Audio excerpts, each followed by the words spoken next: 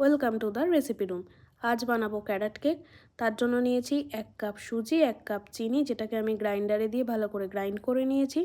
সাথে নিয়েছি 1 কাপ দুধ, 2 টেবিল স্পুন ময়দা, 2 টেবিল স্পুন নিয়েছি হচ্ছে গ্রেট করা গাজর, একটা ডিম, আর 3 টেবিল স্পুন দিয়েছি হচ্ছে তেল, আর দিয়েছি হচ্ছে হাফ টিস্পুন মতন বেকিং পাউডার, বেকিং সোডা, আর দিচ্ছি হচ্ছে হাফ কাপ দুধ।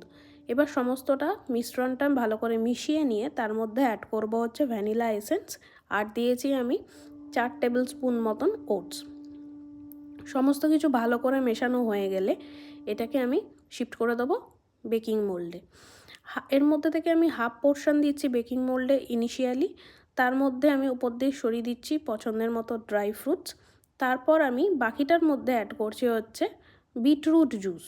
আমি কোনো আর্টিফিশিয়াল কালার ইউজ করছি না, তো ন্যাচারাল কালার ইউজ করেছি, এটা আপনাদের অপশনাল, আপনারা দিতেও পারেন নাও দিতে পারেন। এরপর বাকি পোর্শনটাকে আমি এর ওপর দিয়ে দিচ্ছি। দেওয়া হয়ে গেলে আবার ওপর দিয়ে আমি আমার পছন্দ মতন কিছু ড্রাই ফ্রুটস অ্যাড করে দিচ্ছি। এরপর আর কি প্রিহিট করা ওভেনে 160 ডিগ্রি সেলসিয়াসে আমি 25 মিনিট বেক করেছি। তাহলেই রেডি হয়ে গেছে কিন্তু ক্যারট কেক।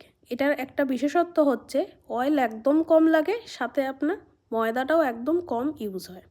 এটা বাচ্চা বা বয়স্ক সকলের জন্যই কিন্তু একটা ভালো অপশন হতে পারে। বাড়িতে কিন্তু অবশ্যই ট্রাই করবেন। আর হ্যাঁ, কমেন্টসে কিন্তু আপনার সাজেশন বলুন বা আপনার যা মতামত আছে শেয়ার করতে একদম ভুলবেন না। দেখুন কতটা নরম হয়েছে, উইদাউট অয়েল প্রায় বলা যায়। 3 চামচ আমি অয়েল ইউজ করেছি।